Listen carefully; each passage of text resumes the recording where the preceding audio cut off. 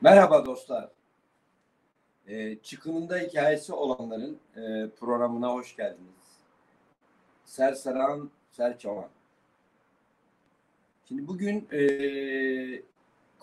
Komünar TV'de Çıkınında Hikayem Var programıyla Mehmet Sönmez'i konuk aldık. Mehmet Sönmez'le ilk sohbeti başlatmanın bir takım nedenleri var. Onları zamanla ben söyleyeceğim. Ama öncelikle biliyorsunuz Çıkınında Hikayem Var programı bir süre önce 6-7 program yaptım ben. Fakat kişisel nedenlerden dolayı hem sağlık hem ailenin sağlık nedenleri hem de benim kendi sağlık nedenlerimden dolayı programa ara verdim. Daha sonra yine özel nedenlerden dolayı Komün TV'den ayrıldım. Komün TV'den ayrıldıktan sonra aynı program ismiyle, çünkü bu programın isminin benim için çok önemi var. Çünkü bu program çıkınında hikayesi olan insanların gelip çıkınındakilerini siz dostlarla, arkadaşlarıyla paylaşması amacıyla yapılan bir program. Bu nedenle program ismi çok önemli. İlk programla hepinize merhaba. Karşımda duran adam Mehmet Sönmez. Mehmet Sönmez'in hem Eylül öncesinden hem de Eylül sonrasına dokunan hikayeleri var. Bu hikayeleri bugün sizinle paylaşacağız. Daha çok Mehmet Sönmez konuşacak. Ben arada bir müdahale edip soru soracağım. Hoş geldin Mehmet. Hoş bulduk. Abi Mehmet Sönmez kimdir? Ne yapar? Ne eder? Hikayesi nedir?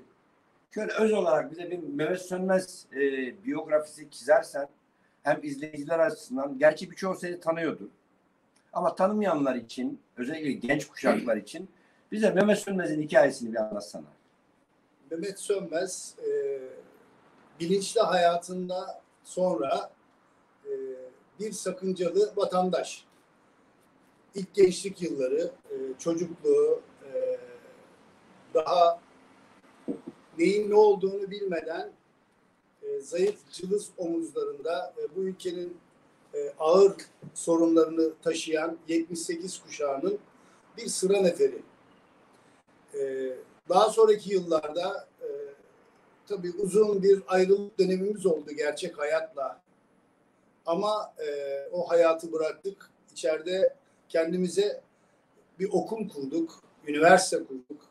İçeride üniversiteler bitirdik. Sonra çıktık açık alımla dışarıya. Herkes kimliğini koruyarak, kişiliğini koruyarak ve birey olmanın özgürlüğüyle, rahatlığıyla hayata merhaba dedi. Tabii bu o kadar kolay olmadı ama biz çok zorlar gördük ve bu zoru da başardık. Savrulan arkadaşlarımız oldu. Ama ağırlıklı olarak 78 kuşağı olarak dik ayakta duruyoruz. Ben de onların sıra neferlerinden biriyim. Yaşantımı çevre, doğa, geri dönüşüm, sanat yönetmenliği ile ilgili bölüme ayırdım. Bundan sonraki hayatım böyle gidiyor. Bunların içinde geçmiş var. Geçmiş olmasa bunların hiçbiri olmazdı. O yüzden geçmişimize çok şey borçluyuz. Kimse geçmişine haksızlık etmesin. Sevgili Mehmet'in bugüne dair kısa bir videosu var. Şimdi bir onu izleyelim isterseniz. Daha sonra onun üzerine konuşuruz.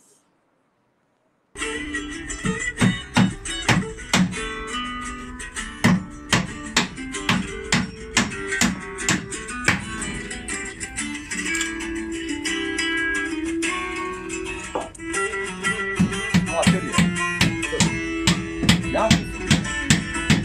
Burada ne yapıyorum? Kızlarımı tahmin ediyorum. Kızlarımı tahmin ediyorum. Ve kedi evi yapıyorum. Niye yapıyorsun? Kime yapıyorsun? Sokak kedileri için kedi evi yapıyorum. malzemesi tamamen çöp ve atık malzemelerden yapılmıştır. Şu an kullandığım malzeme inşaat kerestesi. Yani bildiğimiz üzerinde harçları olan, çivileri olan, yaralanmış, yorgun düşmüş o ahşapları alıp onun üzerindeki çivileri temizleyip o çivileri de atmıyoruz. O çivileri de sen de geldin atölyeye biliyorsun. Evet, çalıştım atölyede. Çok çivi doğrulttun. Ondan sonra çivileri de atmıyoruz. O çivileri de tekrar kedi evlerinde kullanıyoruz. Çöpten her çöpün çöp olmadığını, çöpteki her çöpün çöp olmadığını ben Mehmet'ten öğrendim. Mehmet'in hikayesi çok ilginçtir ama ben yine eskilere gideceğim. Eylül öncesine gideceğim. Mehmet ilk yakalanmadan önce neredeyse 4 aylık bir çocuk sahibi oluyor. Züheyr diye bir adam bir çocuk yapıyorlar. Bu Züheyr bir 12 Eylül çocuğu ve Züheyr'in hayatında çok önemli zorluklar gündeme geliyor. Tabii bu Mehmet'in işte mücadelesi, Tülay'ın mücadelesi. Tülay içeride, Mehmet içeride. Züheyr dışarıda. Züheyr'e babaanne bakıyor. Bir baldız bakıyor. Mehmet'in baldızı yani Tülay ablanın kız kardeşi. Biraz bana Züheyr'den bahsetsin Mehmet. Eskiden yeniye gelelim. Evet. Anneme sormuşlar Mehmet mi daha çok yaramaz? Züheyr mi daha çok yaramaz? Annem de demiş ki Züheyr, Mehmet daha çok yaramazdı demiş. Ben de oğlumu çok yaramaz bilirim. Çünkü oğlumla ilk dışarı çıktığımda 12 yaşındaydı. İçeri girdiğimde 4 aylıktı. Tabii bir ergenliğe adım atacak bir çocukla karşı karşıya kaldım. Ergenliğin zorluklarını teorik olarak biliyoruz. Pratik olarak kendimiz o dönemleri yaşadık mı yaşamadık mı bilmiyoruz tabii. Çünkü politiktik yani. Belki de yaşamamız gerekiyordu. Sonra oğlum tabii bu garip durumu yatsıdı. Hırçın bir çocuk aslında. Çok hırçın bir çocuktu. Şimdi annem öyle dediğine göre demek ki ben çok daha hırçınmışım. O da tabii ki yani politik hırçınlık bu. Politik olarak tabii ki bir de solun en silahlı külahlı örgütü örgütledi bizi. O da bize bir 12 seneye mal oldu ama helal olsun, hoş olsun, feda olsun. Şimdi bu Züheyr'in hikayesinde ben arkadaşlar bu programa girmeden önce bir mektup okudum. 1980 aralığında bir mahkumun, bir hapishane kuşunun, bir düş firarisinin oğluna yazdığı mektup. Bu mektup beni çok etkiledi. Benim oğlum beni hapisten çıktıktan sonra doğdu. Çünkü ben hapse girdiğimde 16 yaşındaydım. Mehmet gibi çok 20'li yaşlarda değildim. Biraz bu mektuptan bahsetsene Mehmet. Bu galiba senin Züheyr'e yazdığın son mektup. Bir ikincisi de Züheyr isminin çok keyifli bir anısı var. Benim hatırladığım, bana anlattığın. Evet. Biraz da ondan bahset. Biraz biz Züheyr'i de analım bu arada. Belki Züheyr şu anda bizi izliyordur. Ona da bir selam edelim. Evet. Züheyr Sönmez'di. Araya 6 Haziran girdi. 6 Haziran 1981 girdi. 6 Haziran 1981'den sonra Züheyr Arda Sönmez oldu. Çünkü benim çok sevdiğim ve çocukluk arkadaşım, dava arkadaşım, silah arkadaşım Tamer Arda'nın soyadını koyduk. Eğer inisiyatif bende olsaydı direkt Tamer Arda koyardım. Ama Züheyr ve Nebil Züheyr de çok kıymetli bir Filistinli gerilladır. Onu da şu an aramızda olmayan, çok değerli, çok sevgi duyduğum, saygı duyduğum, üzerimizde çok emeği olan Sadık Süleyman Öge'nin koyduğu bir isimdir. O yıllarda böyle hamile bir kadın işte çocuk mu, erkek mi doğuracak, kız mı doğuracak bilinmiyor. Olsun dedi. kız da olsa dedi Züeyir koyacağız dedi. Çünkü Nebil Züeyir iki Filistinli gerilla ile beraber Lufthansa Hava Yolları'nı ait bir uçağa kaçırılıp Somali'de Mogadişi Havaalanı'na indiriyorlar ve Filistinli tutsakların serbest bırakılmasını istiyorlar. O dönemler devrimci Filistin hareketi çok popülerdi ve biz de oralara gider gelirdik. Çok onları yakinen tanırdık. Böyle bir karar aldık. Oğlumuz Züeyir Sönmez olarak doğdu. Sonra Züeyir Arda Sönmez oldu. Şimdi kaç yaşında Züeyir? Şu an ama bunu söylersem benim yaşım ortaya çıkacak usta. Yok, sen gençsin. Evet, biz genciz. Etin buruşmasına başka bir tabir gerek. Çünkü ihtiyarlık kendinden başkasını düşünmemektir demiş şair. Oğlum şu an 43-44 yaşında. 79 doğumlu. 12 Eylül'ün o ilk hızlı günlerinde düşünün artık Türkeş bile kaçıyor, saklanıyor. Darbenin nereden geldiği, kimler tarafından geldiği belli değil. Yani Demirel tutuklanıyor, Ecevit tutuklanıyor, Türkeş kaçıyor. Yani bizi asarlar herhalde yani. Biz ne yaparız ki? Bizi kurşuna dizerler, boş ver böyle toptan. Öyle bir psikoloji, hızla devrilen bir psikoloji. İdamla yargılanıyorum. O atmosfer içerisinde ben oğluma bir mektup yazdım. Yani son mektup. Hani idam edilen yoldaşlarımız, arkadaşlarımız onların yazdığı gibi bir mektup yazdım. Ve onu gönderdim. Çünkü çok karanlık günlerdi. Yarın ne olacağımız belli değildi. Bir de idamı onaylanan, MLSP davasında idamı onaylanan iki kişiden birisin sen. Şöyle söyleyeyim. İdamı onaylanan Yargıtay tarafından onaylanan 6 kişiden biriyim. 22 idam çıktı bizim davadan. 22 idamın hemen hemen hepsi bozuldu, müebbet oldu ve 6 idam onaylandı. Davanın başlangıcında Ahmet Saner ve Kadir Tandoğan idam edildi. Geriye 4 arkadaşım kaldı. 4 arkadaştan biriydim. Davası Yargıtay'ı geçmiş, dosyası meclise girmiş. Öyle bir dosya şeyimiz vardı, sicilimiz vardı. Fakat biz bunların farkında değiliz. Biz orada kavga, yılan, dövüş, savaşıyoruz. Bir de eğlenceler var. Yani hiç umurumuzda değil. Yani o yüzden Ahmet Saner'lerin, Kadir Tandoğan'ların, Erdal Erenler'in idama gidişindeki yani şu an geriye dönüp baktığın zaman vah vah öyle bir durum değil yani. Biz Vakar gidiyorlar, dimdik gidiyorlar. böyle kararlıyız yani. Bizi o zaman kimse bilemezdi ve yaşımız 22-23 böyle deli fişektik yani. Hala da öyleyiz. Öyle hissediyoruz ama vücudumuz pert oldu. Mehmet şimdi işin biraz yine evveline gidelim. Bir Bakırköy'ün bıçkın delikanlıları var. Benim bir fotoğrafta gördüğüm çıplak yedili var. Evet. Bunlar neredeyse MLSP'nin kurucu kadrosu. Diyebiliriz değil mi? Olabilir tabii. Yani. Hasan'ın da içinde olduğu, Şensoy'un içinde olduğu. Ona da selam edelim. İsmini zikrediyoruz diye kızmasın bize.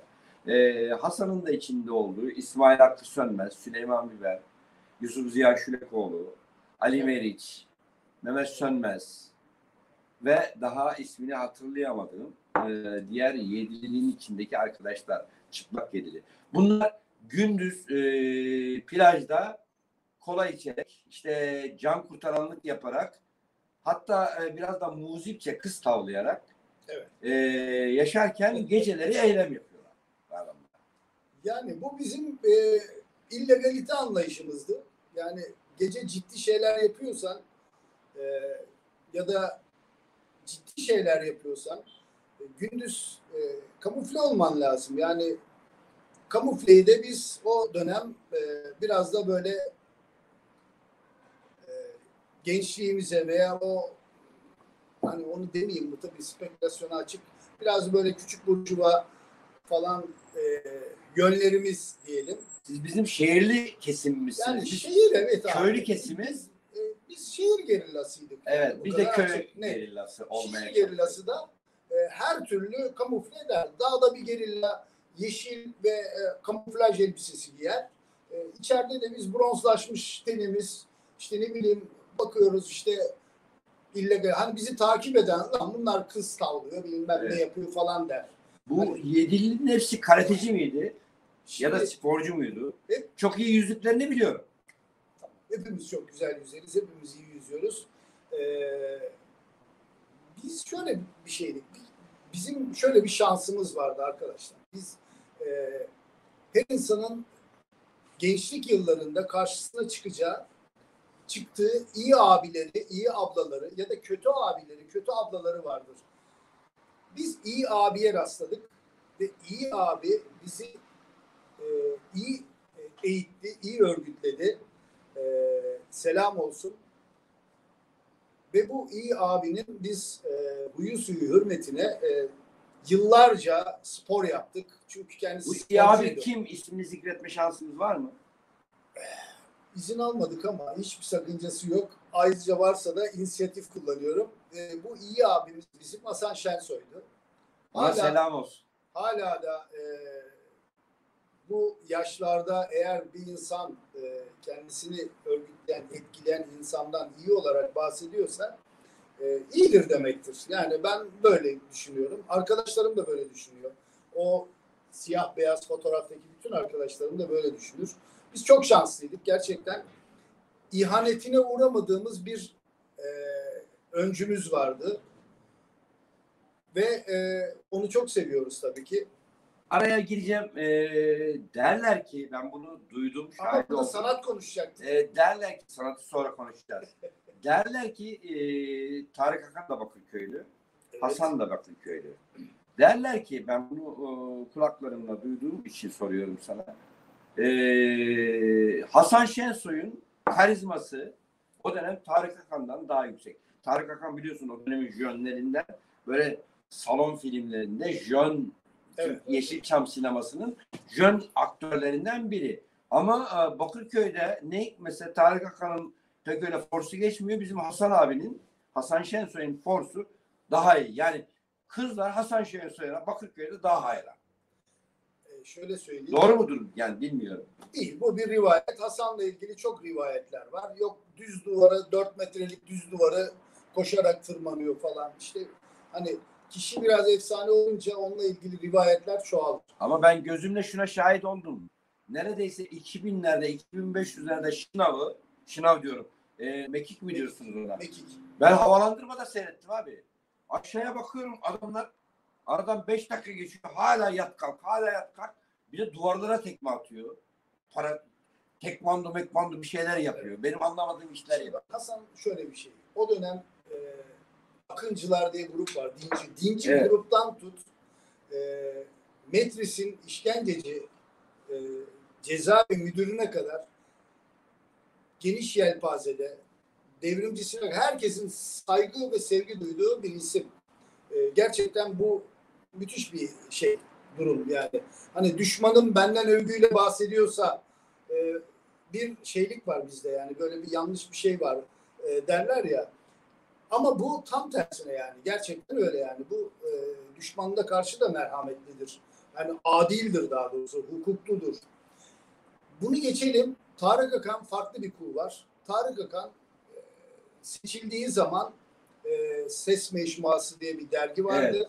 O dergide karpostal çocuğu olarak seçildiği Aynı zaman dönemde şubedeydik bu arada Tarık'la. o daha sonra politik olduğu zamanlar Evet. yakışıklı bir salon tipli biri ama biz başka bir şeydik ama bizim kullarımız daha farklıydı. O anlamda bilemem yani Levent'in benzetmesi ne derece doğru ama Hasan aynı zamanda yakışıklıdır da tabii ayrı bir konu. Yakışıklı Arnavut.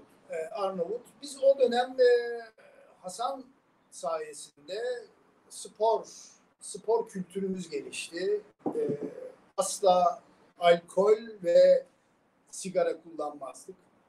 Bunu öyle bir şey alışkanlığı değil. Öyle dinci refleksler, kötü günahların tepesidir, anasıdır falan anlamında. Sağlık açısından mistik bir şey değil. Sağlık açısından. barfiks çeker, spor yapar, karate yapardık, çalışırdık falan. Ama dediğim gibi burada aldığımız yetenek, tecrübe ve sağlık bize siyasi, örgütsel hayatımız boyunca her zaman bunun şeyini gördük, faydasını gördük. Hapishaneye düştük. Dayağımızı yerken yerden kalktığımız zaman şınav çektik, spor yaptık, beslendik, kitabımızı okuduk. Böyle. Bir de sizin muzip hikayeleriniz var o dönem içerisinde. Yani Ne gibi? şimdi bu adamlar aynı zamanda gündüz işte Bakırköy plajında işte kız tavlamak, işte güzel kızları, hepsi de güzel kız bulmuş bu arada. Mehmet'in de çok güzel bir eşi var. Bakırköy'ün en güzel kızını buldum. Tülay. Ve onunla evlendim. Tülay ablam dehşet güzel bir insan. Onun da bir hapishane hikayesi var. Belki ilerleyen zamanlarda Tülay ablamla da bir, eğer kendi izni olursa tabii. Bir sohbet yapacağım. Fakat sizin davanın kızları ben Metris'ten hatırladığım isimler sayayım sana. İşte Ayşe Hülya Özümrüt, Nazlı Çağlayan, Çağlayan, işte Tülay Sönmez, Ümit Efe. Ya bunlar efsane, hala da efsaneler. Şu anda İnsan Hakları Derneği'nde Ümit'in çok önemli bir etkinliği var. Cumartesi annelerinde hala kayıpları kovalıyor. Yani gerçi Metris direnişinde kadınların, şube direnişinde kadınların çok özel bir yeri var. Kadınların neredeyse %90 direndi. Bizim neredeyse %10'umuz direndi. %90'ımız çözüldü. Bir şekilde kısmi ve yoğun çözülme yaşadı. Ama kadın direnişi çok özel bir yer arz ediyor. O nedenle kadınların bizim devrimci mücadele içerisinde çok özel bir yerleri var. Çok kahır çektiler. Çok eziyet çektiler. Şimdi senin hayatında çok iyi önemsediğin iki tane insanı soracağım sana. Sen gerçi Tamer'den bahsettin. Hatta Süleyman'ın ismini de zikrettin. Süleyman Sadık Öge'nin. Bu iki insanın senin hayatında çok özel bir yeri var. Hasan'ı bir tarafa koyuyorum yaşadığı için. Hatta o çıplak yediliği de bir tarafa koyarsak. Senin dışındaki çıplak altılıyı bir tarafa koyarsak. Senin hayatında hayatına iz bırakmış iki tane adam biliyorum ben. Birisi Süleyman Sadık Öge. Hakkında değişik spekülasyonlar yapılan bir adam. Diğeri de Tamer Arda, şu an yaşamıyor. Oğluna ismini onun soyadından verdi. Bu iki tane insandan kısa bahset. Hemen cezaevi günlerine geleceğim çünkü. Ağaçlara ne zaman geçeceğiz? Ağaçlara sonra geçeceğiz. Hepsinin yeri ayrı. Sevgili dostlar, Sadık Süleyman Öge, yani şurada kefilim. Beni tanıyanlar, bilenler iyi bilsin. Google'da ismi geçen ya da sıfatlar, zamirler hepsi yalan, hepsi böyle bir gazetecinin, bir habercinin ne bileyim hani bunu haber yaparsam daha çok reyting kazanırım mantığıyla yapılmış bir şey. Sadık Süleyman Öge son nefesine kadar devrim yapacağı, devrim yapan bir örgüt kuracağı düşüncesiyle hareket etti. Bunun için örgüt kurmak, para kazanmak, para kazanıp lojistik destek sağlamak. Çünkü bizi örgütleyen bir kişidir aynı zamanda Sadık Süleyman Öge. Yani biz onun çocukluğumuzdan beri onu biliriz. Bu anlamda buna ben nokta koymak istiyorum. Süleyman Sadık Öge romantik bir gerilladır. Eğer bugün yaşasaydı teknolojiyi, bilimi hepimizden çok daha iyi kullanır ve bir hacker grubu kurar, iktidara ve devletlere karşı bilgi dalında, internet dalında mücadele eder ve silahlı değil, internet üzerinden propaganda yapardı. Devletin, IMF'in küresel kapitalizmin paralarına girer, onları alır, örgütler onları alır halka, emeklilerin hesaplarına yatırırdı. Gerçekten buna inanıyorum. Çünkü bizim elektrikli aletleri bir keşfetmediğimiz zaman elektroniği keşfetmiş bir arkadaşımızdı, abimizdi. Elektroniği keşfedip o zaman şu baş parmak büyüklüğünde fotoğraf makineleri vardı. Onu bile cezaevine sokan bir adamdır. Onlarla yazdığı yazıları böyle not alır, dışarı gönderir. Fransa'ya, oraya buraya teknolojileri, her şeyi takip eder. Yani şu an bizim kuşağın cep telefonunu torunlarına gösterip buradan nasıl giriliyor diyenler var. Yani Evet, ben mesela oğlumla kavga ederim. yani böyle bir buraya bir nokta koyayım ama bunun dışında ikinci sorunu alayım mı? Tamer ikinci adam. Evet. Benim çocukluk arkadaşım. Ben Malatya'dan Bakırköy'e göç ettiğim zaman İstanbul'a Taş Mektep'te okudum ve ilkokul 1. sınıftan beri Tamer'le beraberim ben. Yani sarışın, altın çok sarısı, yakışıklı bir adam. Altın sarısı saçları var. Böyle ben de o zaman böyle kara kuru bir şeyim, böyle Anadolu çocuğuyum böyle ve o dönem bizim gibi böyle göç etmiş tiplere kro derlerdi. Kro yani aslında Kürdün değiştirilmiş bir versiyonu gibi. Biz ama kendi aramızda Kürtler kırro derdik. Ben kroluğumdan da memnunum ayrıca, onu da söyleyeyim. Hiç bu isim bana takıldı ve yakıştı. Bunu da kabul ediyorum. Hiç sıkıntı yok. Ama üniversite, kaç tane üniversite okuduğumu bilmiyorum. Metris Üniversitesi, Sağmacılar Üniversitesi, Sultanahmet'te güzel sanatlar okudum. Selimiye'de sanat tarihi okudum. İşte ama en büyük okulum Metris'te. Orada 7 yıl okudum. Diğer yerlerde 3'er 5'er yıl okudum ve üniversiteleri bitirdim. Yani Hemingway'in İhtiyar Adam ve Balıkçısından tut, ne bileyim işte Şolov'un Durgun Akarlı Donuna kadar, İlya Erhamburg'un Mado ve sergisinden, onların aşkından etkilendim. Peki Sovyet Bilimler Akademisi'nin kitaplarını da okudun mu oralarda? Sovyet Bilimler Akademisi'nin ekonomi politiğin temellerine eleştiri. Hiç alakam yok. Uluslararası ilişkiler tarihini okudum. Ne alaka, değil mi? Evet. Yani ben sanattan ve felsefeden ve gökbilimden hoşlanan biriyim. Yani ona yöneldim. Daha çok o dallarda kitap okudum. Ama Sovyetler Birliği Bilimler Akademisi'nin uluslararası ilişkiler tarihi, bunları okudum.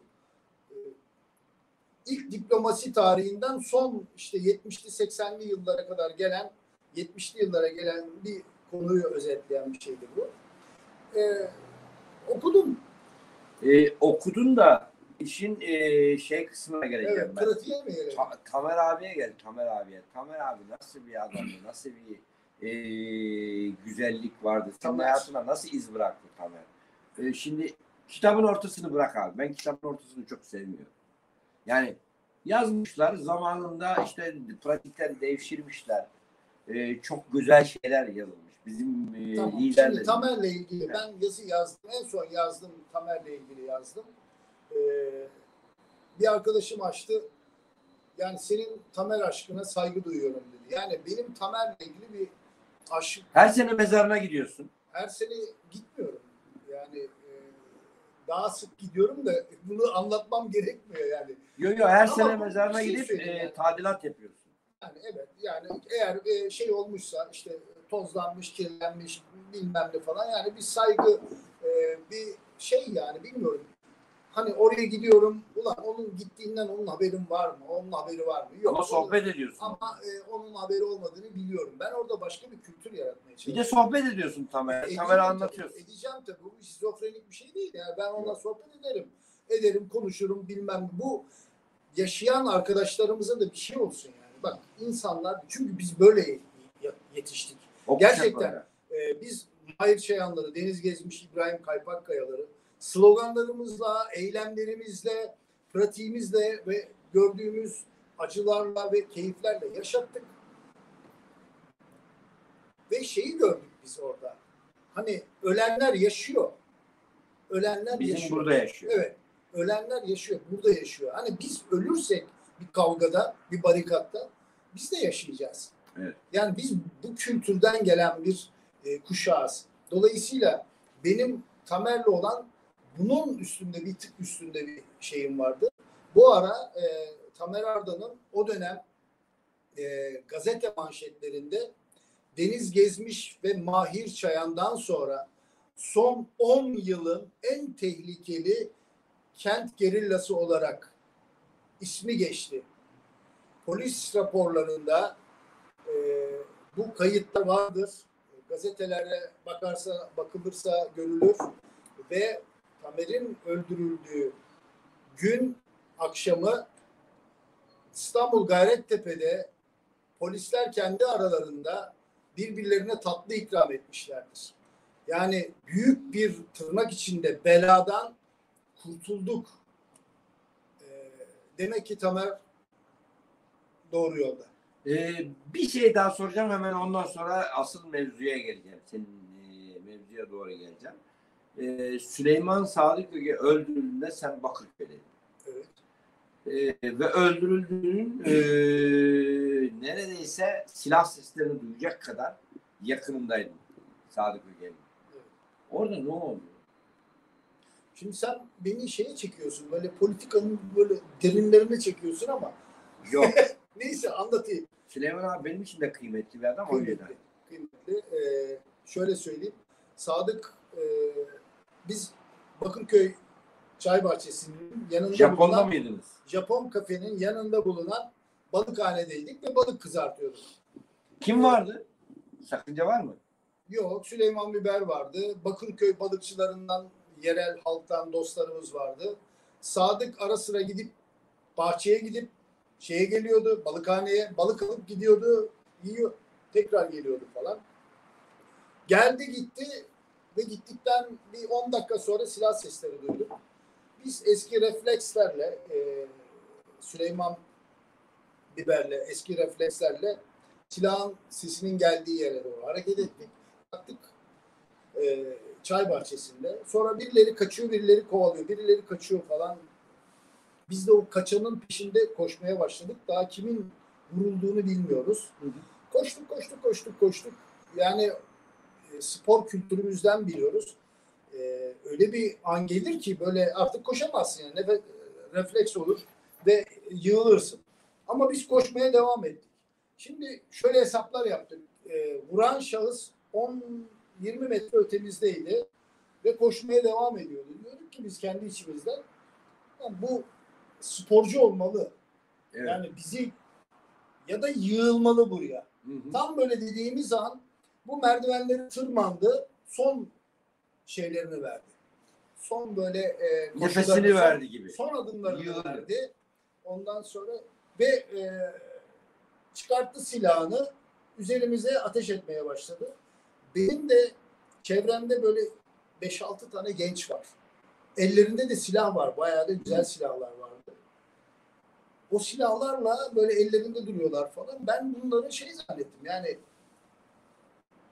olur ya işte Japon kafenin ortakları vardı. Ali Ateşler falan. Ha.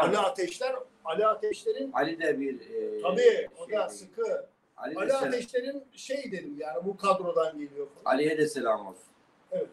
Dedim ki arkadaşlar niye ateş etmiyorsunuz falan dedim. Hani aldım ateş etme. Üzerimize ateş ediyor çünkü kaçan. Silahı elinden almaya çalıştım. Geri çekti böyle. Bir resmi tavır takıldı. Sonra biz merdivenleri yukarı çıktık. Hani dedik ki bu nefes nefese kaldı. Burada yığılıp kalacak. Çünkü yukarı çıktığımızda sağ taraftaki yol uzun, sol taraftaki yol da uzundu. Yani bunun o mesafede oralara girmesi, köşeyi dönmesi mümkün değil. Ya bir apartman kömürlüğüyle girdi, ya bir bahçe duvarının dibinde saklanıyor ve yığıldı. Arkadaşlar burada dedim. Kimse paniklemesin, fazla uzaklaşmasın, çemberi şöyle çizelim falan dedim. Kovalayan arkadaşlar olarak. Çemberi güçlendirelim. Evet. Sonra derken bu eli silahlı kişiler ben işte Japon kafenin bilmem neyin şeyleri zannediyorum yani. Ali Ateşler'in arkadaşları zannediyorum. Polis miydi? Sonra dedi ki sen kimsin dedi. Dedim ben arkadaşım vuruldu dedim. Onun buranın peşindeyim dedim. Sen kimsin? Ne oluyor falan dedim. Biz polisiz dedi. Yani genç 4-5 tane polis beni tak böyle kollarıma girip şey yaptılar. Hani, Enternettiler. tabii. Eğer biz orada adamı yakalasaydık, yani Sadık Süleyman Öge'yi vuranı yakalasaydık, emin olun o silahlı kişilerce hepimiz öldürülecektik ya da vurulacaktık. Çünkü bunlar Baybaşı'nın adamları, Baybaşı'nın hikayesini yani biliyoruz zaten. şimdi bunlar mevcut polis destekli ya da destekli olduğunu söyleyen destekli infaz şeyi oluyor. Bir tetikçi buluyorlar, bilmem ne koruma gönderiyor. Öyle bir şey yani. Öyle Şimdi tam burada emin, fazla riske girmeden. tam emin de değilim. Tamam. Yani, bilmiyorum şimdi onu bilemem. Fazla riske girmeden biz hemen konu değiştirelim seninle. Ya, sen çekiyorsun bizi. Yok ben özellikle çekiyorum. Çünkü Süleyman Sadık Öge senin hayatında nasıl özel bir yeri var? Ben de hapishanede Süleyman Sadık Öge'yi bizim Süleyman Polat'la volta atarken görürdüm. Sizin öbür Bakırköy yeğenisi karate yapardınız, spor yapardınız. İşte mekik, şınav bilmem ne bir şeyler yapardınız. Onlar da iki tane ağırdan volta atar. Evet. Ve sessiz sedasız. Bunlar dedim niye volta atıyor, bunlar niye spor yapıyor? Tamam mı? O nedenle Süleyman Sadık Öge'yi ben sonrasında hiç görmedim. Yalnız öldüğünü duydum. İşte ama bizim Ali Ateş'i çok sık görürdüm. Bize gelirdi. Evet. Bizim Soğanlı'da bir komün evimiz vardı. Komün evine sık sık sabahın köründe gelirdi. Kalkın. Kaldırırdı bizi. Hadi sizi bilmem nereye kahvaltıya götürüyorum derdi. Biz komün evinde işte 9 kişi yaşardık. O 9 kişi demekte hurra giderdik. Bir kır evinde, kır bahçesinde kahvaltı yapardık. Ali Ateş ısmarlardı bize. Şimdi şöyle söyleyeyim. Ali Ateş benim hapishanede tanıdığım iyi, sıkı, güzel adamdı. Kültürel olarak da anlaştığım, beraber çok vakit geçirdiğim bir arkadaşım. Ayrı örgütler, ayrı davalardan yargılandık ama dışarı çıktıktan sonra tabii biraz böyle silahlı külahlı ve işlere karıştı. Evet, ben hep şunu söylerim. Yani devrimci mafya olmaz. Ülkücü mafya olur. Ama devrimci mafya olmaz. Devrimci mafya olursa sonu gelir.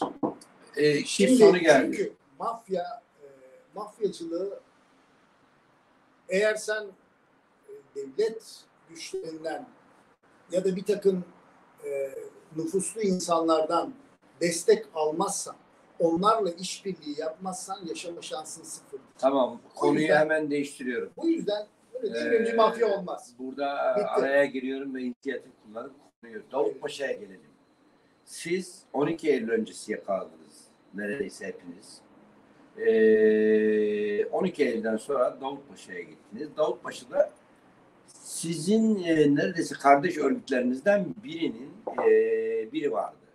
Benim de sempati duyduğum İbo'cu yolun yani TKP'nin unsurları beraber orada dayakları yiyip eğlenip direndiniz Davutpaşa'da. Davutpaşa'da bizim dava arkadaşlarımız direndi ama bizim ve orada da bir direniş oldu tabii. Bütün siyasi örgütler direndi ama ben kişisel olarak Davutpaşa'da hiç yaşamadım.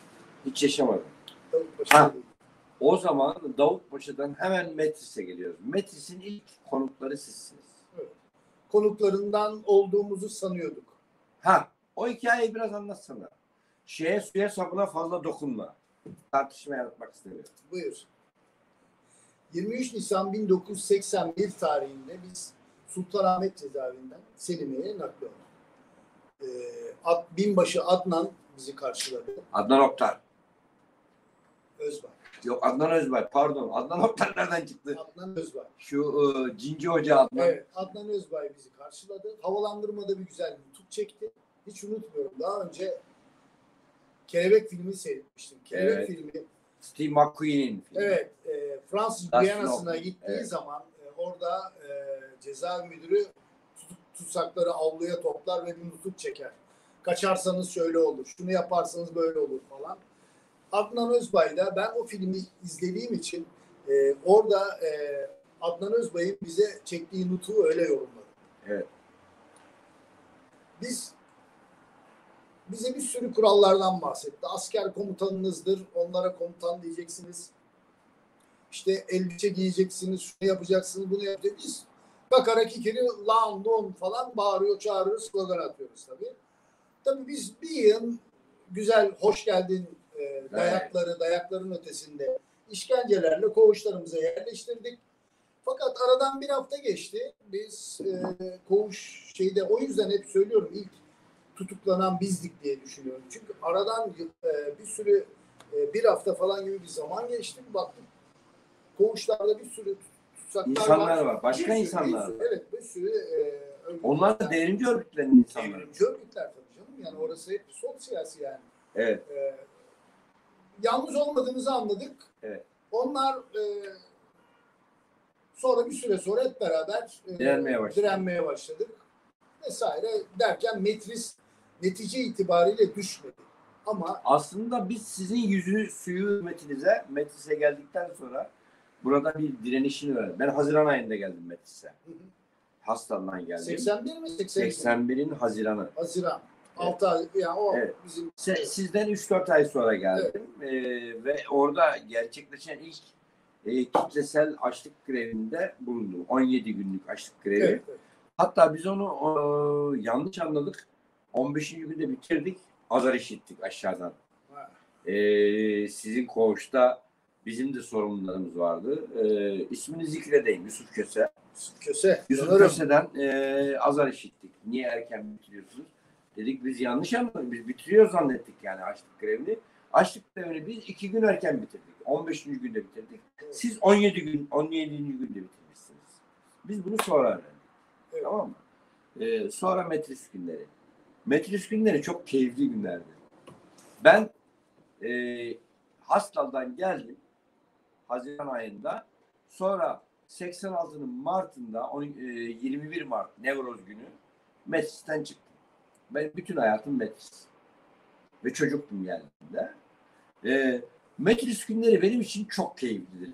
Biz operasyon yerdik. Sonra halay çekerdik. Biraz bunlardan anlatsana bize. Bunları sizin sayenizde yaptık. İlk direnenler sizsiniz çünkü. Biz Selimiye'ye gittiğimizde vallahi yine örgüt liderleri vardı. Şubeden Selimiye'ye gönderdiler bizi. Yanımızda örgütün liderleri var. Ama biz orada yediğimiz dayağı ben şubeyi arar oldum yani. Öyle bir dayak yiyoruz. Bu adamlar abi general yaralamışlar, yüzbaşı vurmuşlar, asker öldürmüşler. Dosyalar bir ay öncesinden biriktirilmiş. Biriyle geçenlerde karşılaştım. Sizin yüzünüzden biz çok dayak yedik dedim. Hatta gülerek eski günleri anlattı. Çok kıymetli bir abimdi. Ona da selam olsun buradan. Troşki. Lakabı Troşki'dir. Siz anlarsınız dostlar. Biz orada yaptırımlara ilk gün uyduk. Dediler işte siz askersiniz. Hazır ona geçeceksiniz. 5 gün hayatımda 5 gün boyunca yaptırımlara uydum ben. O da büyüklerimiz yanımızdaydı. Onlar uyduğu için biz uyuduk. Bir daha da uyumadım. Ben bunu Hücre Düşleri'nde yazdım zaten. Benim bir romanım var Hücre Düşleri. Onda yazdım. Tamam, seni gerçekten bu dürüstlüğünden dolayı açık sözlülüğünden dolayı tebrik etmek gerekiyor. Ama ve lakin sonradan gittiğimizde Mehmet Terzioğlu bizi karıştırdı Selimiye'de. Evet. Dedi ki ulan burada biz direniyoruz. Ne yapıyorsunuz siz? Evet. Dedik biz uyduk dedik hazır ona geçtik. Rahat dediler bilmem ne dediler. Bir de yaylalar söylettiler bize. Havalandırmada koşturup yaylalar söylettiler. Ama çok iyi hatırlıyorum. İdam edilen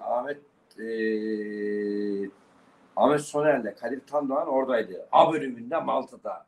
Ölümle Volta'daydılar onlar. Ve şunu söylemeden geçemem. Onların ben kitapta da paylaştığım bir hikayedir, anekdottur bu. Ya Ahmet'in sesiydi ya Kadir'in, bilmiyorum. Yeter lan dedi, öldürdünüz orospu çocukları, vurmayın çocuklara. Bize habire çalıyorlar. Abdülkadir Davarcıoğlu, o zamanın savcısı, alçak herif. Bize jopla, sayımda jopluyordu bizi. İşkence yapıyordu bize. Peki, şimdi o zaman ben şöyle gireyim konuya. 40 kişinin günde ürettiği karbon monoksiti, Osurma yani. bak, 40 kişi, hayır öyle değil.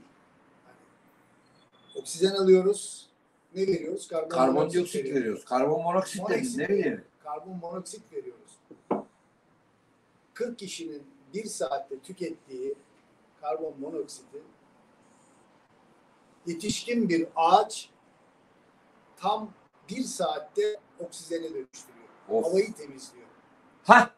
Şimdi dönüşüm atölyesine mi geliyoruz? Ona gelelim. Boş Tamam. ver, sen şimdi ağır konulara girelim. Abi siyaseti bıraktık şimdi. Sevgili dostlar. Hayır, yine siyaset yapıyoruz. Kusura bakmayın. Siyaseti biz biraz doğayla devam ettireceğiz. Çünkü doğa ve hayat öğretmendir. Evet. İnsan sınıfta kalmış bir yaratık bu acında. Kötü mü? Kötü değil. İnsan bir sürü sınavdan geçiyor. Geçirdiği bu sınavların bir kısmını başarıyor, bir kısmını da sınıfta kalıyor. Ama doğa asla yanılmaz. Mehmet Sönmez de hapisten çıktıktan sonra bir sürü badireler atlatıyor. Ben oralarda soracaktım da daha yarım saatimiz var. Oralarda soracaktım da ama ben hemen sadede geleyim. Dönüşüm atölyesi diye bir atölye kurdun sen. Ne yapıyorsun abi bu atölyede? Bir dakika. Hemen Mehmet'i konuşturmadan ikinci videomuzu biz girebilir miyiz? Saygıdeğer yönetmenim.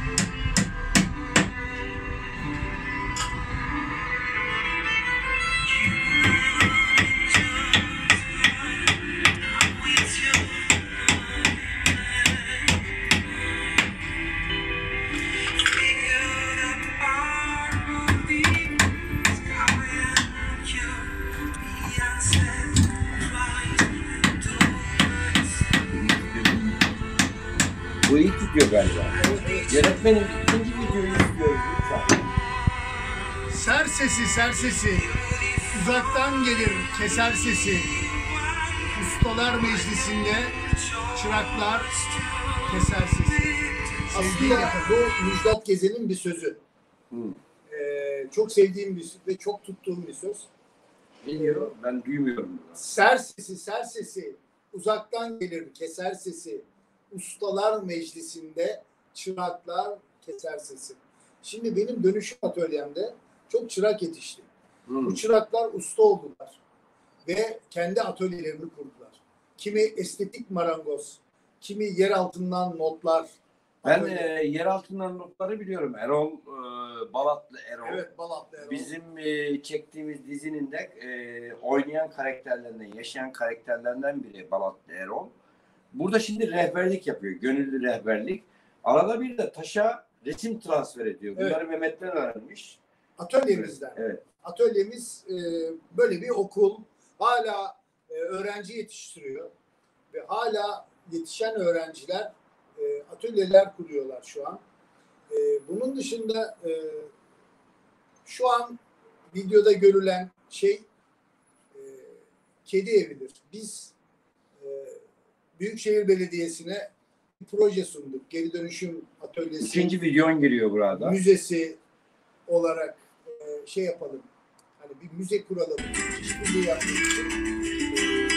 Biz Büyükşehir Belediyesi ile İstanbul Büyükşehir Belediyesi ve onlar bize ikinci video değil mi? Evet, demek ki değil. Evet, devam edelim. Demek ki işte burada da yine aynı kedi evlerini yapmaya devam ediyoruz.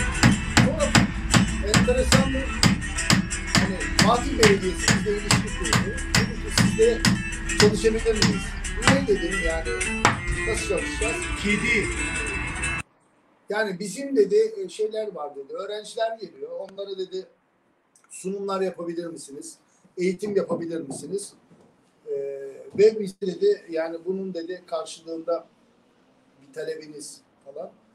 Para Dedim talebi. ki evet yani dedim ki yani bu bir dedim dava konusu. Biz böyle biliriz. Bu dedim buradan dedim benim para talep etmem mümkün değil dedim. Ben dedim gönüllü olarak gelir size dedim ve ilkokul çocuklarımıza eğitim veririm dedim. E, Birkaç ay böyle eğitimler sürdü. Sonra ona Fatih Belediyesi'ne proje sunduk. Zaten onlar bize sundu projelerini. Biz onlara sunmadık. Ama biz istedik ki hani Ekrem İmamoğlu işte ne bileyim Kültür Varlıkları Daire Başkanlığı onlarla bir bağlantı kuralım. Hani en azından kültürel olarak biraz daha uyumluyuz, onlara yakınız. Doku uyuşmazlığı falan veya uygunluğu söz konusu. Ha, CHP olduğu için. Yani CHP hani oraya girdiğin zaman biraz daha rahat edebilirsin falan mantığıyla ki yanıldık yani. Tam tersine Fatih Belediyesi geldi bizi buldu atölyemize. Bize işler teklif etti. Yani bunlar da böyle paraya pula ihaleye dayalı işler değil asla. Yani benimle ilgili bir reklam filmi çektiler mesela. Diyelim reklam filmi de böyle Fatih Belediyesi'nin reklamı falan değil yani. Yani geri dönüşüm atık malzemelerinin yeniden hayatımıza kazandırılması ile ilgili çevre konulu bir film. Evet, şimdi bir araya girip bir soru soracağım sana. Seninle ilgili bu ulusal kanallar yani bu yandaş medyadan olsun, öbür medyadan olsun, öbür taraftan olsun, bizim muhalif medyadan olsun. Kaç tane televizyon programı yapıldı? Bilmiyorum, sayısını bilmiyorum ama yani çok sayıda yapıldı. Ben Kanal D'de gördüm. Yön TV'de gördüm galiba. KRT'de gördüm yanılmıyorsam. İşte CNN'de, TRT belgesel hala şeyler dönüyor, filmler dönüyor TRT belgeselde. Bizim Ev TV, Kanal A Haber, A Haber'e ya geldiler böyle çat kapı yaptılar. Arkadaşlar lütfen dinleyin ve size soruyorum. A Haber geldi. Çat kapı yaptı atölyeme, girdi. Dedi ki ya siz de dedi bir röportaj yapmak istiyorum dedi. Dedim buyur dedim. Yani bizde söz çok. Ondan sonra geldiler. Eyvallah kameraman o Cevat Kelle bilmem ne bir sürü şey böyle çekim yapmaya başladılar. Ben de ondan 15-20 dakika önce hazırlığımı yapmışım. Yani beni çekecekleri tarafın arkalarına böyle güzel fonlar yerleştirmişim. İşte o dönemde de böyle her dönem aslında içimizden ve elimizden çıkmıyor. Mahir, Deniz, İbrahimlerin böyle portrelerini çalışmışım ahşap üzerine. Fona da koymuşum. Öyle arkada şu an Ç'yi gördüğünüz gibi Mahir'i görüyorsunuz, Deniz'i görüyorsunuz, İbrahim Kaypakkaya'yı görüyorsunuz.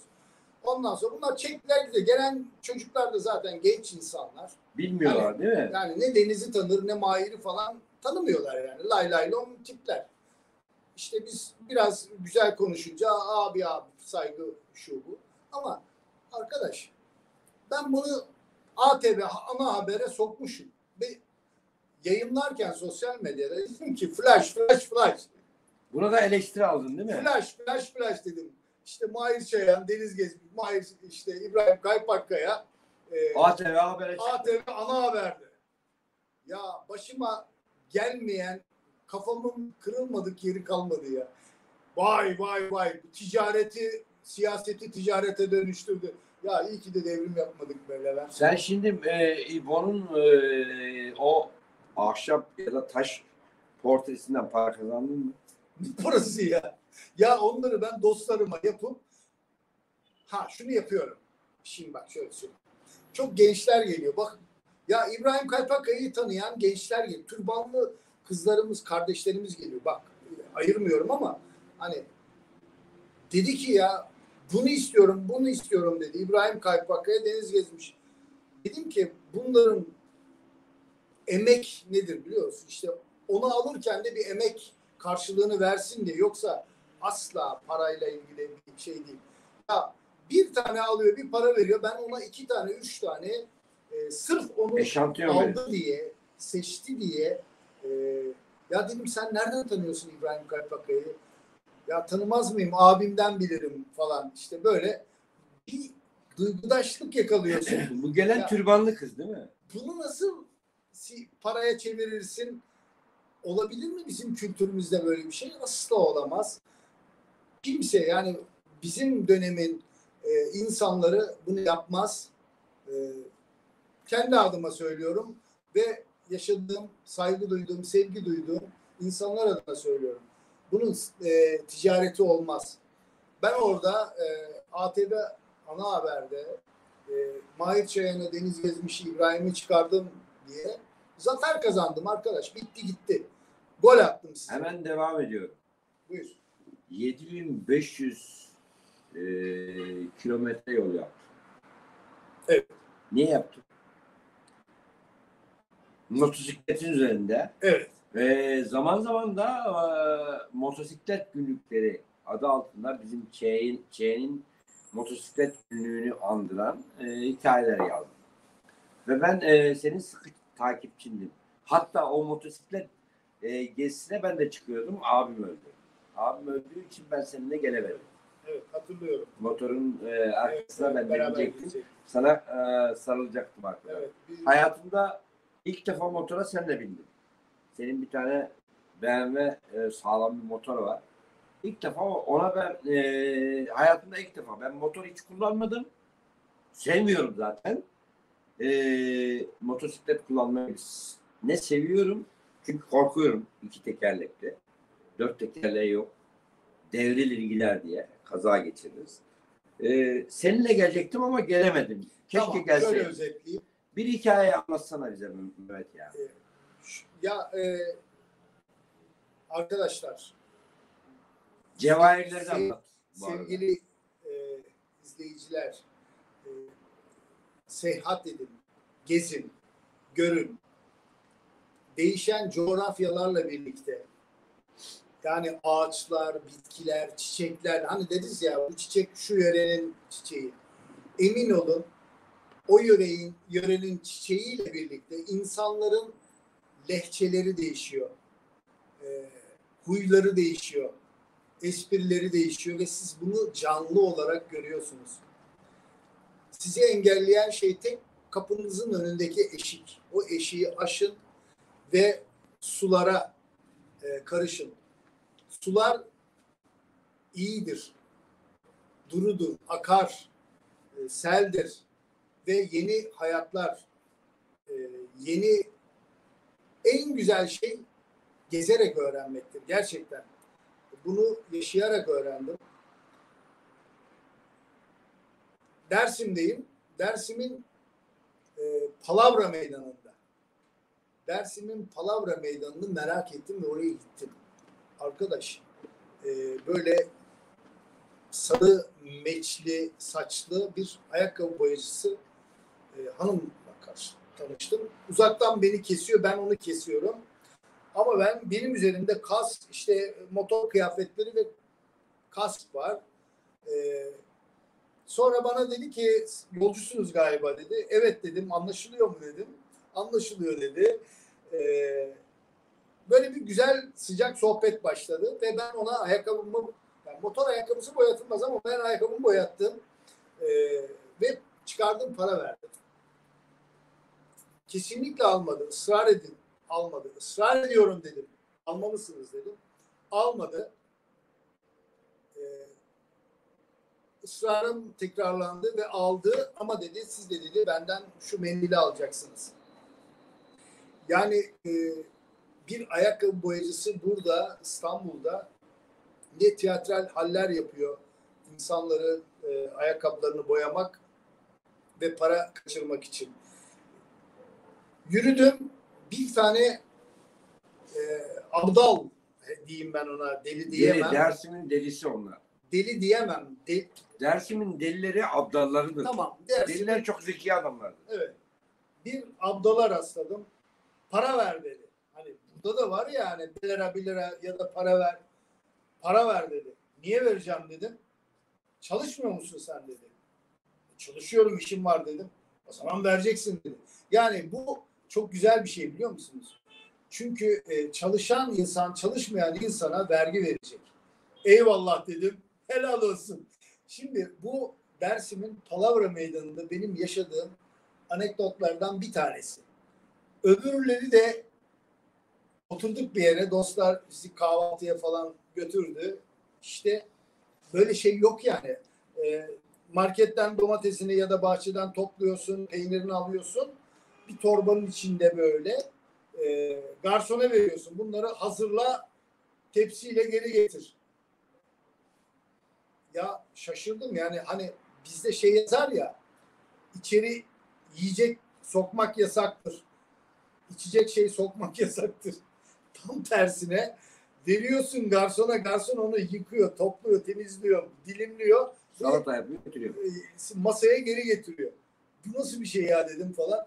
Sonra garsona baktım şöyle. Garson dedi ki, hocam dedi, bu dedi eşyanın tabiatına aykırı olmasına rağmen bu bağlamsalda, diğer anlamsalda, dedim senin dilin ne söylüyor ya dedim. Yani bir garsonla Dersim'de Marx'ı, Engels'i tartışabilirsin. O yüzden benim için en önemli yerlerden, şehirlerimizden bir tanesi Dersim'dir. Diyarbakır'la ilgili çok ön yargıya sahip oldum. O da İstanbul'da tanıdığım Diyarbakırlılar için. İstanbul'da tanıdığım Diyarbakırlıların hiçbirini sevmedim. Çünkü hepsi böyle yarı mafyoz, yarı bilmem ne, böyle Kürt olmayı kullanan tipler. Ama ben Diyarbakır'a motorla girdim ve bir kafeye girdim, oturdum, hiç böyle, ya da bir çay bahçesi. Satranç oynuyorlar, Pink Floyd dinliyorlar. Engels ya da işte Nietzsche tartışıyorlar. Dedim bu nasıl bir şey ya dedim. Orada da benim ön yargım kırıldı. Peki Bunları Mehmet, hepsini gezerek öğrendim ama arkadaşlar lütfen. Balat'tan başlayan yol nerede bitti? Biraz ara duraklarla beraber söyler misin? Yani Balat'tan ilk galiba Trakya tarafına gittin. Oradan Ege'ye. Adres sordum Balat'ta. Dedim ben dedim Hakkari'ye gitmek istiyorum dedim. Nereden gideceğim dedim. Bana yol tarif ettiler. Tekirdağ tarif ettiler. Ben Tekirdağ'dan yola çıktım. İşte Tekirdağ, Çanakkale, Geyikli, Bozcaada, oradan geri döndüm. Tekrar Ayvalık, işte oradan İzmir, Foça. Orada Azize'nin oğlunu bir analım mı? Evet. O senin için çok önemli bir çocuk. Evet. Bir ona değinelim, adaya. Ama böyle daldan dala, böyle nereden nereye gidiyoruz Abi, şimdi? bu işler böyledir. Ama tamam da beni duygudan duyguya sürüklüyorsun. Ben seni deli edeceğim daha. Yani ama ben bir adaya değinelim. Sen Bozcaada'ya gittin, adayı gördün. Ada bir güzel insan. Doğuştan özürlüyüm galiba, değil mi? Yanlış değil. bilmiyorum. Yok, sonradan menenjit geçiriyor. Özür dilerim. Ya işte ada Azize, sevgili Azize, gerçekten ismi gibi hani Aziz bir kadın. kutsal kitaplarda geçen aziz bir kadın. Bu çocuğu, adayı evlat ediniyor. Kendi çocuğu değil. Değil. Ha, evlat ediniyor. Yeni öğreniyorum. Ve ona kendi çocuğu, yani bu tabir bile belki yanlış, çok yanlış, çok ötesinde şeyler, yani her türlü şeyine katlanıyor. Ama bak burada şu var, yani adı evlat edildiği zaman adı normal ve bir çocuk, her şeyle çocuk. Bir süre sonra o çocukluk hastalıklarından bir tanesini yaşıyor ve geri dönemiyor. Burada bir herhangi bir imhal, herhangi bir şey söz konusu değil. Farkında olup olmamakla ilgili bir şey olabilir belki ama sonra tabii ki şu an SMS diye bir SMS. yok. SMS. Evet, evet. SMS. Evet, SMS. Anlaştık. SMS. Evet.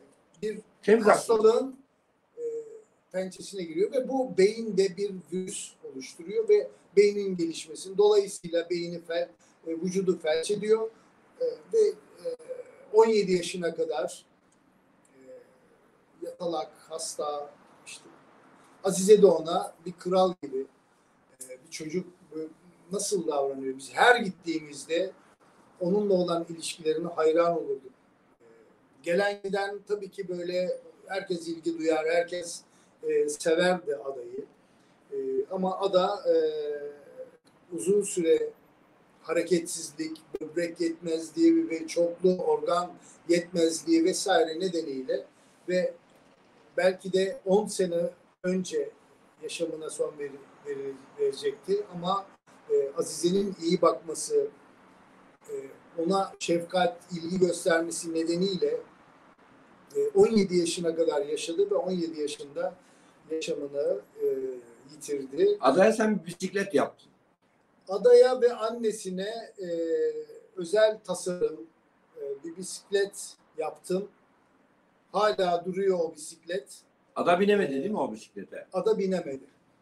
Ama şimdi onu adanın hatırasına o bisikleti sevgili Azize'nin kullanabileceği ve adada gidip ihtiyaçlarını görüp alışveriş yapabileceği bir ismi ada olan bir tasarıma dönüştüreceğim.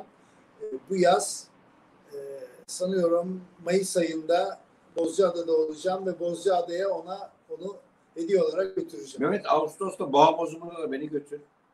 Azize'nin yanına. Olmaz mı? Bağ bozumunda. Vallahi orada bir program yapalım. Çünkü Azize yaklaşık böyle bir 400 metrekare bir bağı var. Çok büyük değil. Orada 8-9 cins üzüm yetiştiriyor. Fakat her üzüm cinsi ayrı şaraba dönüşecek miktarda olmadığı için hepsinin karmasından 1, 2, 3 cins ve tatta şarap yapıyor. Şimdi burada amirimi anmadan edemem. Amirim Mustafa Kadir Gül. Amir deyince saygı duyuyoruz. Mustafa Kadir Gül Antalya'da Kundu bölgesinde yaşar. Ekim çiftliğinin de sahibidir. Ekim onun kızının ismi. Kızı için bir çiftlik kurdu Mustafa Kadir. Ama daha öncesinde Azize ile birlikte Bozcaada'da her sene bağ bozumunda Tabii. bizi çağırırdı, dostlarını çağırırdı ve dostları giderdi oraya. Bağ bozumunu sevgiyle, keyifle ve eğlenceyle karşılarlardı. Buradan hem Azize'ye hem sevgili adaya hem de amirim Kadir Gül'e, Mustafa Kadir Gül'e selam olsun. Mustafa Kadir Gül benim yoldaşımdır. Evet. Yoldaşlarımdan biridir. Benim çok az yoldaşım var bu arada. Birisi de bu karşınızda gördüğünüz Kro'dur. Diğerlerinden de ben kitapta bahsediyorum. Kitapta yakında çıkacak. Ne zaman? 3-5 vakte kadar. Orada görürsünüz diğer yoldaşlarımı. Şimdi ben en son 10 dakikaya girdik. Bir akademi fikri var. Bir okul fikri var. Dönüşüm atölyesi, akademisi, dönüşüm atölyesi, müzesi, dönüşüm atölyesi eğitim süreci diye bir Mehmet Sönmez'in kafasında bir tasarı var. Bu tasarının neredeyse biz ben kendi payımı söyleyeyim aşağı yukarı 3-4 senedir içindeyim. Vallahi büyük ihtimalle de gerçekleştireceğiz bunu. Bu atölyeyi biraz görsel bir hale dönüştürüp biraz böyle tasarım, dönüşüm, yaratım sürecinde fiştekleyip, körükleyip 2 tane öğretmeniz birisi Mehmet Sönmez, birisi de ben. Ben sinema öğretmeniyim. Mehmet de çöpten topladığı şeylerden, malzemelerden bir hayat hikayesi yazan bir öykücü, bir meddah. Biz ikimiz aslında bu süreci takip edeceğiz bundan sonra. Bu müze fikrini büyük ihtimalle hayata geçireceğiz. Ama ne hikmetse yine önümüze burada yine belediye çıkıyor. Hemen bu karşıda, bu oturduğumuz yerin hemen karşısında bir yer vardı. Evet. Belediyeden biz bunu talep ettik. Evet. Ben ama değil, sen talep ettin. bizi oyaladılar bir süre. Projeye çok dikkate aldılar. Kültür Varlıkları Daire Başkanlığı, İstanbul Büyükşehir. Her neyse önemli değil. bunlar, bu belediye işlerine falan çok fazla bulaşmak istemiyorum. Kendi gücümüz ve kavrulumuz, yani neyse, yağımız neyse onunla kavrulacağız. Sen bu ara 4 tane kitap yazın. Şu an 5. Beşi- 4'ü bitti, 5.'si yazılıyor. 5.'si yazılıyor. Ben sana sorayım şimdi, bu 5 kitap, 4'ü bitti, 5'i yazılıyor. Ne anlatıyorsun burada sen? Şimdi birinci kitabım öykü kitabı arkadaşlar. Kafesten bir kuş uçtu. Sinematografik öyküler bunlar. Bilmiyorum öykü disiplinine uyuyor mu? Bunu da ben bilmiyorum. Hatta bizim sevgili edebiyatçımız Sait Oral Uyan, ressam aynı zamanda. Evet. Dedi ki bunlar aslında bir kısmı makaleye benziyor. Gel dedi bunları başka bir forma ve konsepte sokalım. Galiba şimdi önümüzdeki hafta içinde bir telekonferansla bunu netleştireceğiz. Sait Oral Uyan benim yoldaşlarımdan bir diğeridir. Benim Zürih'teki Tamam, birinci kitabın mesela Kafesten bir kuş uçtu. Şu İkinci anda kitabı- editörde editörde. 15-20 güne kadar çıkacak. İkinci kitabın İkinci kitabım Hücre Düşleri, bir roman. ne anlatıyor burada? Hücre Düşleri'nde benim bütün hikayem anlatıyor. Evet. Yani ben Öncesi sonrası. çocuktum, top oynadım, acıktım. Sonra siyasete girdim. 16 yaşında şubeye alındım. Sorgulardan geçtim. Hapishane yaşadım. Sonra çıktım. Ne yaptım, ne ettim? Öğretmen oldum, sinemacı oldum, bilmem ne oldum. Dördüncü kitap Emirgan'da Çay Vakti. Benim hayatımda ilk öptüğüm kadın ve son öptüğüm kadına yazdığım şiirler. Sevgili Gülüş'e yazdığım şiir kitabı. Diğeri de Gidenlerin Ardından Kayan Yıldızlar Üstüne diye bir 5. şiir kitabı. O da bizim ölen, erken, vedasız giden arkadaşlarım üzerine yazdığım şiirler. Peki, Gidenlerin Ardından son kitabın ve yazmaya devam ediyorsun. Ediyorum. Çünkü Kitabı- hala gidiyoruz, hala ölüyoruz. Kitabı editöre vereceksin. Vereceğim. Sonra yazmaya devam edeceksin. Evet.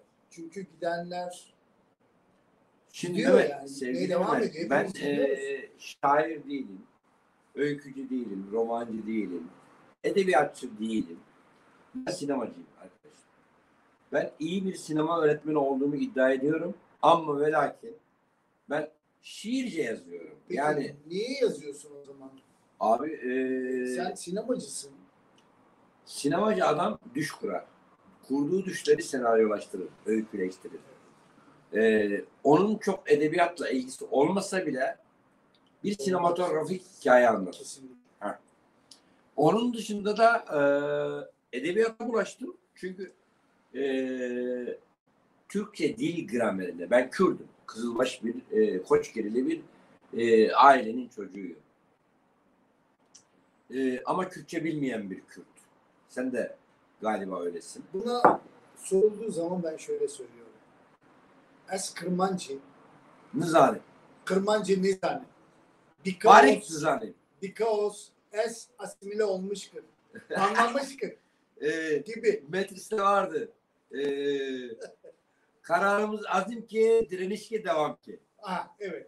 Ya Metris'te Allah gitti. aşkına şöyle bir gülümseyerek buna bir şey yapalım, nokta koyalım istersen. Evet, vedalaşalım. Vedalaşalım gülümseyerek. Sevgili dostlar ve arkadaşlarla. Sevgili dostlar, bizden bugünlük çıkınımızdaki hikaye bu kadar. Galiba bilmiyorum kaç günde bir biz bu işi yaparız. Ölmezsek yaparız hatta. Bir dahaki programda size ressam, yazar, şair Sait Oral'ın hikayesini anlatacağım. Bir dahaki konuğum Sait Oral olacak. Sait Oral bir ölüm orucu direnişi sonunda Wernicke-Korsakov zorla müdahale edildiği için sakat kaldı.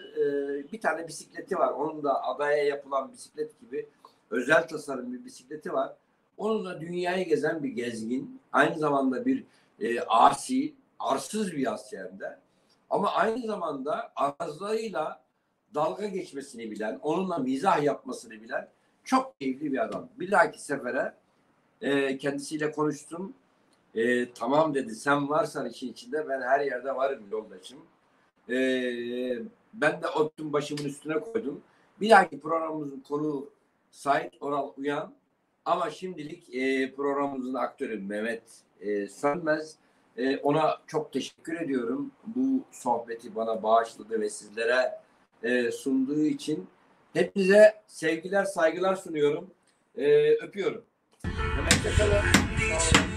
Haydi hoşçakalın. Ser sesi, ser sesi. Uzaktan gelir keser sesi. Ustalar Meclisi'nde çıraklar keser sesi. Sevgiyle Düzeltmeye devam. çivi düzeltmeye devam.